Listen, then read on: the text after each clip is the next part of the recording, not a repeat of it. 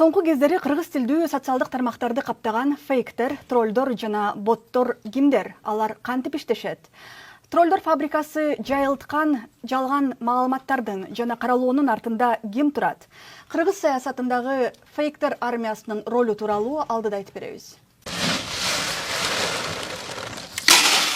Мал менен алек болмой. Ойларга дем салып коюп айламыш болом. Айында азыр маалымат кенен эле кетип калды. Бүгүнкү биздин айылда маалымат аябай жакшы. Жалаң эле интернеттен эме кылабыз. Facebook'a кирем көбүнчө.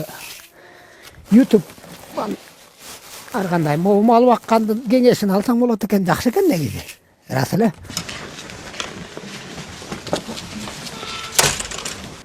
Анан эле азыр фейк деп коет экен, ушуну деле жакшы түшүнбөйм. Кээде бир жаңылыктар жазганда ишенип билбей кетесиң. Азыр бизде ошол жашоо. Бактыбек Жумадилов Нарындагы Миң Булак айылынын тургуну.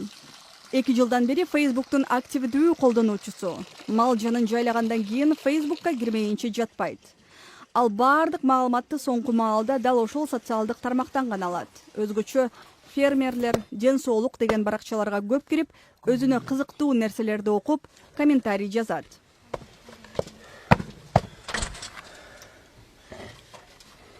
Комментарий жазам көбүнчө. Анан саясатка анда-санда мейим жеткен жазып колом. Жок жамандап ийгендерибиз бар, жөн эле бирөөнү жерге чүрүбөйбүз, жамандасак, мактасак асманга чыгарып ийбейбиз. YouTube'дан болсо баягы мындай концерт көрмөй, бир немелерди неме этпесем көбүнчө Facebook'та эле. Башкаларны көп киргенди деле билбейм. Телевизордон чандала бир неме көрбөсө, жалаң эле интернетте болсот көбүнчөлөрчү. Анан айылда ошо Facebook'ту көп мындай байкаса, Facebook'ка көп деле киши кирбейт. Биздин ошол көбүнчөсү YouTube'да отурушат, концерт, жаш өтүп калган кишилер. Жашыраактар болсо Instagram'да окуп аткан, ага мен деле түшүнбөйм, кирбейм көп деле.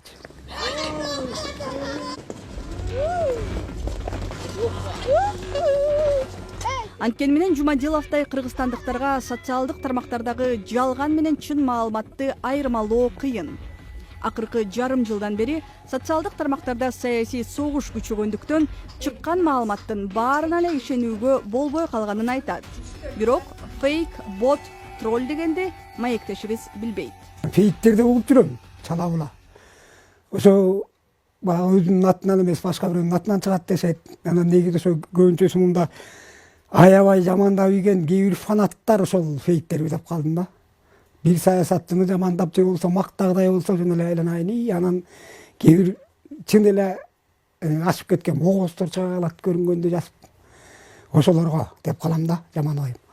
Анан тролл жана бот дегенди түшүнбөйт экен, чын эле.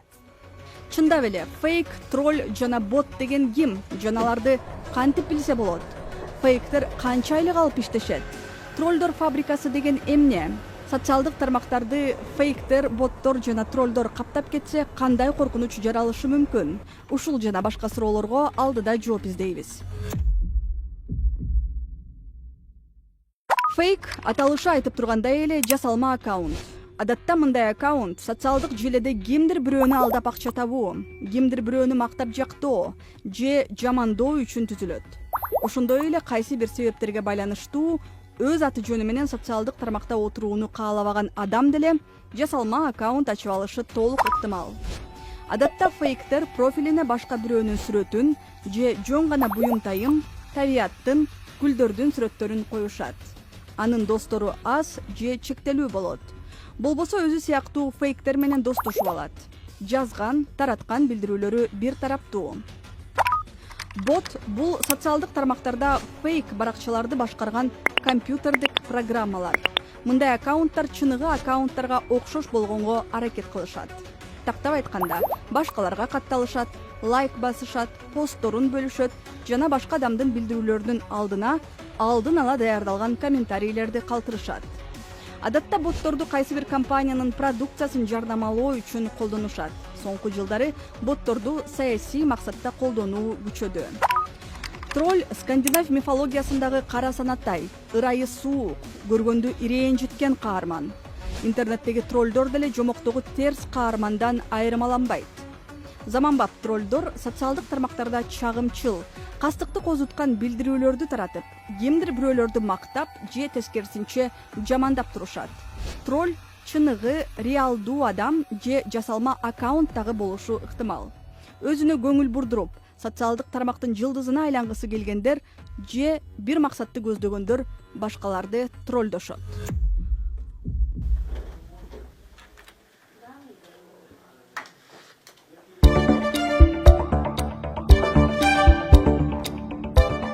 Эми троллдор фабрикасы тууралуу кеп кылсак, Кыргызстанда азыр мындай фабрикалар көп. Фейк маалыматтар мына ошолордон өндүрүлөт. Тактап айтканда, ал жерде жалданып отургандар жалган ат менен ондогон жүздөгөн аккаунт ачып, кожоюндардын айткан заказын аткарышат. Да, Мекеним Кыргызстан. Башында Мекеним Кыргызстан партиясы үчүн иштедим. Кийинчерээк ал партия баш тартты. Андан соң Кыргызстан партиясы үчүн иштеп баштадым. Работать на Кыргызстан. Аты жөнүн жашырган бул фейк Бишкектеги троллдор фабрикасында иштеген. Алар шаардын борборунда бардык шарты бар офисте отурушкан. А тургай кызматкерлер чарчаганда пинг-понг ойноп, колу бутун чоюп алганга дагы мүмкүн. Бул жердеги фейктер 2 нөөмөт менен күнү түнү иштешчү. Алар жалдаган партиянын атынан социалдык тармактарда билдирүүлөрдү жазып, мактаган жактаган постторго лайк коюп, кожоюндары берген маалыматтарды соц медиага жайышат. Башкача айтканда, кадимкидей маалымат майданына аттанышат. От нас вообще конкретно требовалось именно вести людей, так скажем, в соцсетях. Эң негизгиси социалдык тармактарда элдин башын айлантып, алардын оюн өзгөртүүнү бизден талап кылышчу. Бизди 3 топко бөлүп коюшкан. Биринчи топ партияны коргош керек эле, экинчиси башка атаандаш партияларга чабуул коюш керек эле. Ал эми үчүнчүсү партия тууралуу жаман маалымат чыкса, анын алдына комментарийлерди жазып, элдин көңүлүн башка жака буруп алаксытуу эле. Биздин эң башкы максатыбыз адамдар посттун алдындагы комментарийлерди окуганда бул партияны колдогондор көп тура деген маанай жаратуу болчу. Ар бирибиздин жок эле дегенде 5 аккаунт ачкыла дешчү. Биз да башка партияларга иштеген фейктер менен согушчубуз. Анан алар бизди банга киргизип, биз аларды киргизип, кадимкидей күрөшүп жүрчү. Күндүзгү нөөмөттөгүлөр кечки 6-7ге чейин иштешчү, ал эми түнкүлөр кечки 7ден таңга чейин офисте болушар эле. Кечинде иштеген постторду жана комментарийлерди жазып, даярдап коюшса, аларды күндүзгү нөөмөттөгүлөр келип жайылтып, башка партияларга чабуул коюшчу. Алар айына 20 000 сом төлөп беришчү. Говорили 20 000 в месяц. Дүйнөдө интернет-троллинг саясаттын эң кубаттуу куралына айланганына бир топ жыл болуп калды. Ал эми Кыргызстанга жеткенине 3-4 жылга аяк басты. Кийинки каарманыбыз өлкөдөгү алгачкы троллдор фабрикасында иштегендердин бири. Так, биз ошондо 2017 эмеде иштегенбиз. Жээнбеков иштегенбиз. Бабанов менен Жээнбеков агентство ошол эле экөө фаворит болуп чыкпадыбы? Ооба.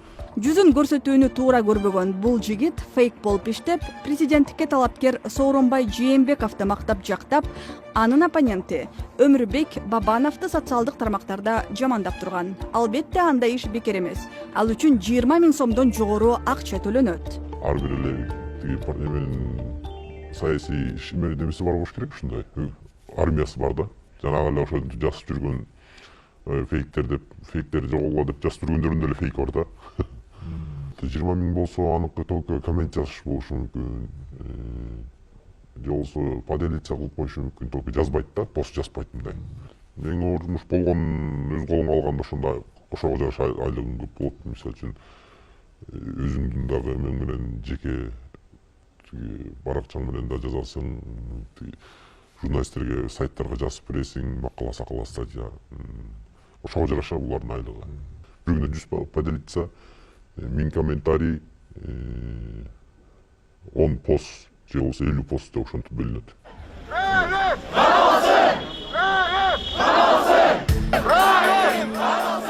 Адистер белгилегендей, Кыргызстандын интернет айдыңында кыргыз тилдүү троллинг былтыр коррупцияга каршы реакция 1, реакция 2 акциялары өткөндө күч алган. Быйыл 12 февралда Клоп порталында жарык көргөн макалада фейктер кантип баракча ачышаарын, социалдык тармактарда бири-бири менен достошуп, атургай бири-биринин постторуна лайк басып, өзүлөрүн тирүү, реалдуу аккаунт кылып көрсөтүүгө аракет кылаарын иликтеп чыккан. Ал кездеги фейктердин армиясы бажы кызматынын мурдагы таасирдүү аткаминери Райымбек Матраимовду жактагандар болчу. Фейктер өз профилдерине коңшу казактар, якуттар, монголдордун сүрөттөрүн колдонушкан. Они идут в эту сферу, чтобы просто сидеть за компьютером. Керелден кечки компьютерде отурсаң, кимдир бирөөлөр берген даяр комментарийлерди жердин баарына таркатсаң, анан бул үчүн жакшы акча тапсаң болот. Бир троллдун 50-дөн 200-гө чейин фейк аккаунту болушу мүмкүн. Ар бир ушундай жасалма аккаунттан алар комментарий бөлүшүп, массалык маанай жаратышат. Анткени кимдир бирөөнү колдогон комментарийлер менен билдирүүлөр көп болгон сайын ошончолук карапайым адамдар ишене баштайт. Мисалы, алар алгач тиги же бул саясатчыга же оппонентке компромат чыгарышат. Анан баары жалпылап алдына ошол саясатчыга каралган комментарийлерди жаза башташат. Карапайым аудитория комментарийлерди көрүп алып эле анда айтылгандардын баарын чын көрүшөт. Ошондуктан мындай компроматтар социалдык тармактарда абдан чоң роль ойноп жатат. И вообще сливы, они играют большую роль сейчас у нас в соцсетях. Кыргызстанда интернет-троллинг саясаттын эң кубаттуу куралы эле болуп чектелбестен, айрымдар үчүн кирешелүү бизнеске дагы айланды. Журналист Камила Ешалиева жакында эле Кыргызстандагы троллдор улам бир жаңы кожоюн үчүн иштөөдө деген атайын иликтөө жүргүзгөн. Лондондагы Open Democracy ресурсуна чыккан макалада Бишкектеги троллдор фабрикалары сөзсүз эле тиги же бул саясатчыга же партияга караштуу эмес деген. Алар атайын эле бизнес үчүн ачылып, улам бир саясатчыдан буйрутма алып иштей беришерин жазат. Мындай тролль фабрикалар бир күнү бирөөнөн заказ алып, аны мактап жактап жазып беришет. Андан кийин башка заказ түшсө, кайра эле ошол биринчи кардарды каралап салышат. Да, вот интересно то, что... Кызыгы, бир троллдор фабрикасында иштегендер башка троллдор фабрикасы кайда бар экенин билишпейт. Алар дээрлик бири-бири тууралуу эч нерсе билишпейт. Бардыгы абдан жашыруун иштешет. Албетте, кээ бир адамдар фейк болуп акча табаарын башкалар билиши мүмкүн. Бирок Кыргызстанда же Бишкекте мындай фабрикалардын канчасы бар экенин эч ким билбейт. Мен бул маалыматты сураштырып, канча тролль менен сүйлөшүп көрүп да биле албадым. Эч жерде маалымат жок. Троллдор фабрикасы бир гана шайлоо алдында эмес, кандайдыр бир саясий жаңжалдар күчөгөндө. Маселен, Райымбек Матраимов же Алмазбек Атамбаевке байланыштуу чуу чыкканда дагы троллдор өтө активдешкен. Очень большая активность была у троллей. Кыргызстанда 4 октябрдагы парламенттик шайлоонун алдында жана андан кийин социалдык тармактарда кыргыз тилдүү троллинг болуп көрбөгөндөй күч алганын адистер белгилешет. Алар кадимки троллдордой эле иштешет. Тиги же бул саясатчыны макташат, анын оппоненттерин жамандашат, сөгүшөт. Кээ бирөөлөрү өтө агрессивдүү болуп, коркутуп үркүткөн, оозго алгыс сөздөр менен сөккөнгө чейин жетишет. Алардын фейк экенин, профилинде сүрөтү жоктугу, досторунун аздыгы жана бир тараптуу билдирүүлөрдү таратканы даана айгинелейт.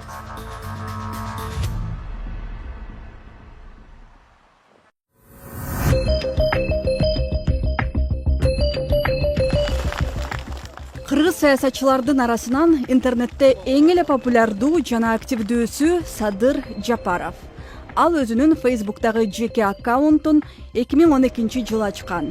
Баракчанын расмий экенин көрсөткөн эч кандай белги жок. Бирок Жапаров мамлекеттик бийликтин башында туруп, жана андан кийин дагы өз билдирүүлөрүн дал ошол аккаунттан жарыялап келет. Саясатчылардын арасынан соцмедианы мыкты өздөштүргөнүн бийлик башына отуруп жатып, Садыр Жапаров өзү дагы коомчулукка ачык айтты. Менин телефонумда 10 миңден ашык контакт бар. 50дөн ашык WhatsApp группалар бар. Анан кийин ошогон жайнаган 10 миңден ашык SMS-тер келип түшүп атат. Атургай ал темир тор артында отурганда дагы социалдык медиадагы тарапкерлери менен мамилесин үзбөй, тескерисинче колдоочуларын көбөйткөн. Байланыш болбосо сизде ошол адамдар сиз менен кантип байланышат? Эми абакта жаттым, байланыш бар абакта. Интернет бар, телефон менен эле жаттык да, эми кептин ачыгы. Мыйзам жол бербейт, бирок баары бир катуу алып колдоносуң да, эми баары бир. Текшерип келет, баягы шмон жасайт, таппайт кетет, алар кеткенден кийин колдоно бересиң. Башка саясатчыларга салыштырмалуу Садыр Жапаров эл менен тыгыз байланышып, карапайым элден ошо эң активдүүлөрүн терип алып, ошолорго кумтөр маселеси боюнча бүт маалыматтарды жиберип турчу да. мисалы каршы пикир жазгандарды дагы кээде өзүнө тартып кетчү. Себеп дегенде ушундай мен Кумтөр үчүн чуркаганмын, Мегаком үчүн чуркаганмын, мындай иштерди жасаганмын депчи. Ошондуктан Садыр Жапаров көрөгөчтүк кылганы чын. Социалдык тармактарда баары менен бирдей байланышып, баары менен бирдей сүйлөшүп, баарына бирдей кайрылгандыгы чын. Башка саясатчыларда текеберлик барбы же коомдон кандайдыр бир ажырым барбы? Алар эмнегедир барылаша бербейт бар жогу мененчи. Алар массалык маалымат каражаттары аркылуу гана маалымат жеткирип тургандыктан коом алардан ажырап калган да. 2014-жылы Одноклассник аябай популярдуу болчу. Ошол кезде Одноклассникте сүйлөшүп, Одноклассникте мен аябай активдүү катышчумун, колдонуучумун. Анан Садыр Жапаровдун сүрөттөрүнө, видеолоруна класстарды басып, өзүм комментарий калтырып жаза берчүмүн. Анан бир күн мага Садыр Жапаров деген аккаунттан бирөө жазды. Салам алейкум, кандайсың, ден соолугуң жакшыбы? Анан саламдаштым. Анан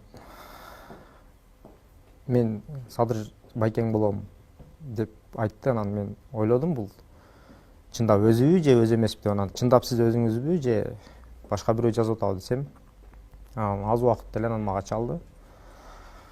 Анан экөөбүз ошол сүйлөшүп, таанышып, анан ошонун артынан анан жакын болуп кеттик. 2014-жылдан кийин мени ушул өзү сунуштап, Мекенчилик партиясына барып кошулуп аракет кылсаңар болот. Мен жаңы партия ачканмын. Жалаң жаштар, жаңы жүздөр, мамлекеттин келечегин ойлогон адамдар барып иштесең болот дегенде мен ошол партияга барып мүчө болуп, активдүү аралаша баштадым да. Анан барганымда эле ошол Садыр байкенин иштери жөнүндө, ошол парламентте көтөрүп чыккан маселелер жөнүндө бир диск бар экен. Анан өзүнүн баякы Кумтөр, уланган Кумтөр, анан саясатта аралашкан 10 жыл деген китептерин чыгарган экен. Анан биз ошону көбөйтө баштадык. Көбөйтүп, ошол дистерди дагы көбөйтүп, карапайым элге тарата баштадык да. Ошол жылдары Садыр Жапаров Польшада бозгунда жүргөн. Ал социалдык тармактар аркылуу жаштар менен көп байланышып, өзүнө тарткан. Саясий активист Орозайым Нарматова дагы 2013-2014 жылдары анын командасына кошулган. Нарматова Жапаровдун Кумтөрдү улутташтырабыз деген идеясын колдогон. Активист башында Жапаров аларга маалыматты өзү жиберип, кантип, кайда жайгаштырууну айтып турганын белгилейт. Мен өзүм дагы Кумтөр маселеси үчүн кошулганмын да. Кумтөр эмне себептен мамлекетке улутташтырылбай калды, эмне себептен өтпөй калды, себептенде элде маалымат жок деген бизде ушундай түшүнүк бар болчу да. Ошондуктан ошол Садыр Жапаровду улуттук лидер катарында элге таанытуу үчүн, эгер биз Жапаровду улуттук лидер катары элге таанытсак, анан бул киши Кумтөрдү чечет деген ушундай күчтүү дем менен биз социалдык тармактарда аны колдогонбуз да. Менден тышкарыда эле башка жаш журналист, жаш блогер, активисттер бар. Бирок алар бул боюнча маек береби билбейм. Бирок мага электронный почтамы ошол маалыматтар келип тургандыгын мен далилдеп бере алам Садыр Нуркожоевичтин почтасынан. Бизге үйрөтөт эле да, кайсы группага кандай маалымат ташташ керек, маалыматты максималдуу түрдө кантип элге жеткириш керек, мына ошолорду үйрөтчү. Анан биз дагы, мисалы үчүн, Facebook'та азыр 100 миңден ашуун болсо керек, Садыр Жапаров деген группа бар эле. Биз ошол WhatsApp группаларда максималдуу түрдө Садыр Жапаров деген группага сөзсүз түрдө катталгыла, мына WhatsApp'та эле олтура бербей, бүт маалыматтарды таштагыла. Негативный комментарий болсо, ага ушундай кандай десем, өзүңөрдүн жообуңарды сөзсүз бергиле деген ушундай бир позиция менен социалдык тармакта көбүрөөк кандай десем иштечүк да.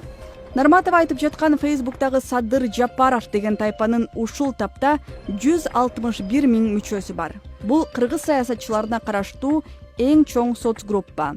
Группаны 9 модератор башкарат. Жапаровдун тарапташтарынын айтымында, ал Польшада жүргөн кезинде бул группаны өзү түзгөн. Модераторлордун арасында дагы ушул күнгө чейин өзү дагы бар. Facebook'тагы Садыр Жапаров деген группада күнүнө орто эсеп менен 1,5 миңдей пост жарыяланып турат. Ал эми бир айда группага чыккан билдирүүлөрдүн саны 10 миңден ашат. Негизи Садыр Жапаровдун группасына адамдар өз каалоосу менен кошулган эмес. Facebook'тагы каалабаган адамдарды эле кошо берчүк да, адамдын санын көбөйтүш үчүн. Ал жерде группада отурган адамдардын баары колдойт деп айта албайбыз. Мисалы үчүн менин 5000 досум бар болсо, мен 5000 адамды кошконмун да. Алардын арасында башка партиялардын мүчөлөрү да бар да. Мен өзүм досторума айтат элем, сенин да 5000 досуң бар го, кошпойсуңбу депчи. Телефонуңду берип турчу деп эле аларды кошуп салчумун. Ана мени кошпогулачы деп мени урушуп жүргөндөр да болгон убагындачы. Ошондуктан ал ошончо адамдын баары колдойт деп аны көрсөткүч катары көрбөшүбүз керек да. Сыртта жүргөндө, Москвада жүргөндө ошентип өзү WhatsApp'тан группаларды ачып, WhatsApp'тан элдер менен сүйлөшүп, эл менен тыгыз байланышып турчу, анысын мен билем. Мен деле ошентип сүйлөшчүмүн WhatsApp'тан. Группаларды ачып, көбөйткүлө, мекенчилерди көбөйткүлө, чындыкты элге жеткиргиле деп биз ошентип чындыгында ушул элдин көпчүлүгүнү өзүбүзгө бура алдык десем жаңылышпайм. Садыр Жапаровду колдогондор бардыгы карапайым. Бир жүрөгүндө бир кыпындай жаман нерсеси жок. Чындап мына Кыргызстандын өнүгүүсүн каалаган адамдар деп ойлойм. Анан акчага, байлыкка, бийликке кызыкпаган адамдар бизде көп деп ойлойм да. Ошондайынан ушундай кадамдарга барып, мекенчилик сезимдерин ойготуп, мекенчилик сезимдерин элге жеткирип, чындык үчүн, адилеттүүлүк үчүн күрөшкөн адамдар бизде ошондой адамдар колдойт деп ойлойм да. Анткени менен буга чейинки бир катар иликтөөлөр маалымат айдыңындагы фейктердин армиясы чыныгы саясий күчкө жана коомдук пикирди бурмалоочу машинеге айланганын айгинелейт. Германиядагы медиа антрополог Гүлзат Баялиева менен дата аналитик Жанетта Жакыпова учурда кыргыз коому катуу талашып тартышып жаткан конституцияны өзгөртүп, референдум өткөрүү демилгелерин YouTube'дагы колдонуучулар кантип талкуулап жатышканын талдашкан. Бул үчүн алар компьютердик программаларды жана контент анализди колдонуп, YouTube'да көп талкууланган 2 видео тасманын алдындагы комментарийлерди анализдешкен. Видеолордун мазмунун саясатчылар Садыр Жапаров менен Текебаевдин референдум жана конституция тууралуу берген интервьюлары түзөт. Алардын бири Текебаевдин былыгы чыкты. Садыр Жапаров ачык айтты. Ты никто деп аталат. 310 миңден ашуун көрүлгөн видео 20 ноябрда Кабар медиа каналында жарыяланган. Видеого анализ жасалган маалда алдында 3600дөй комментарий жазылган. Data scraping ыкмасы аркылуу видеолордун алдындагы бардык комментарийлерге статистикалык контент анализ жасалган. Комментарий жазгандар кайсы сөздөрдү көп колдонушканын билүү үчүн эң көп жазылган сөздөрдүн топтому аныкталды. Көрүнүп тургандай, көпчүлүк комментарийлер эки саясатчынын жеке ар намысына, инсандык сапаттарына тиешелүү. Мындан тышкары эл, Аллах, Кудай деген сөздөр көп жазылган.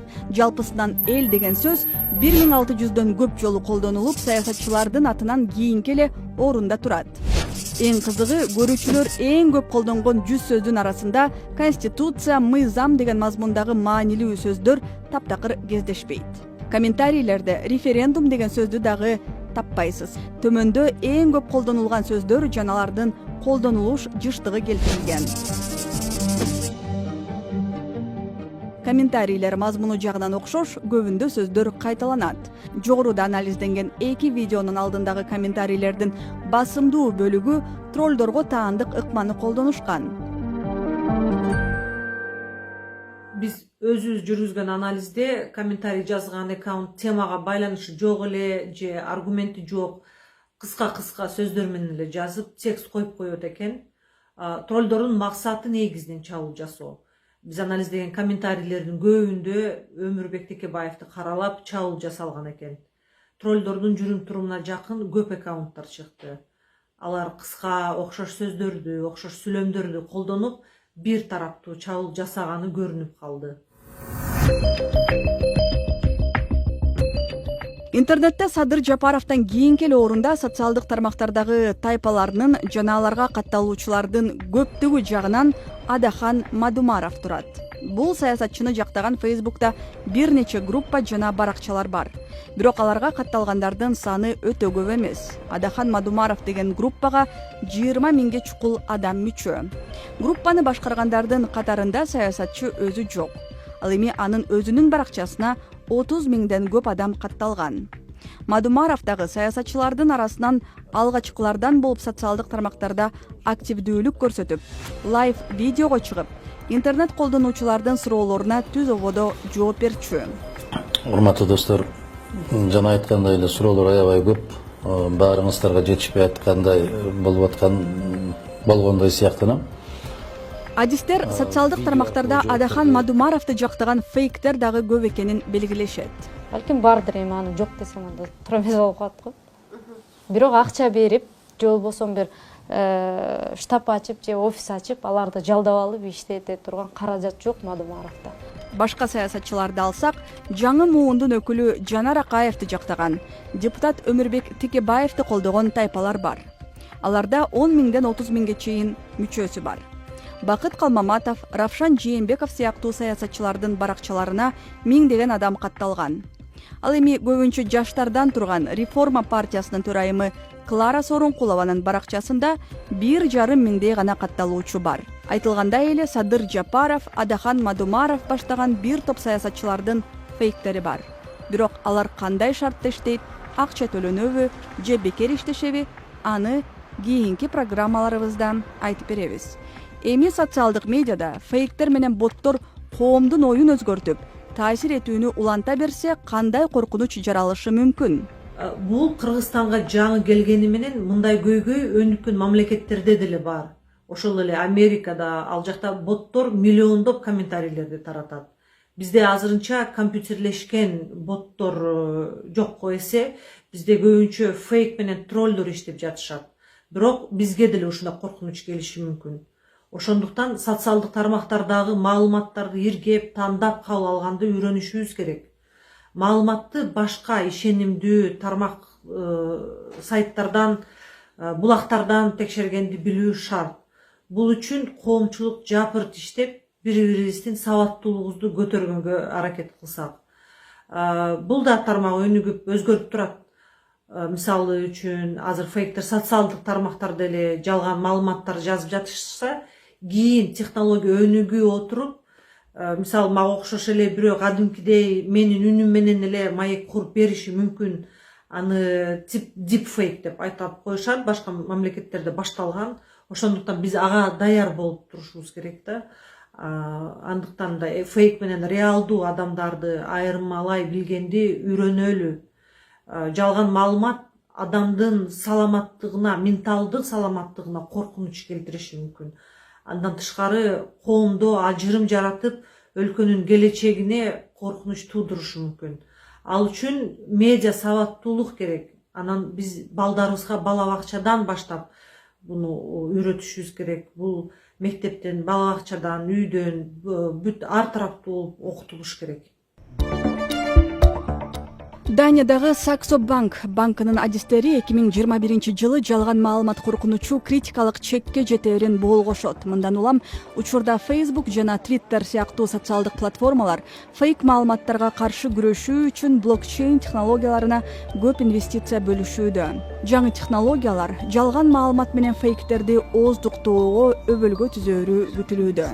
Германиядагы мекендешибиз айткандай, азыр технология тынбай өркүндөп бараткан доордо жашап атабыз. 15 жыл ичинде дүйнөнүн, коомдун, адамзаттын жашоосун өзгөрткөн Facebook баштаган социалдык тармактар бизди кайсы тарапка алып барышы мүмкүн? Ар кандай платформалар аркылуу суудай агылып келип турган маалыматты кантип туура тандап кабыл алып, пропаганданын машинесине жем болуп калбаш үчүн эмне кылуу керек? Сиз дагы өз пикириңиз менен бөлүшүңүз.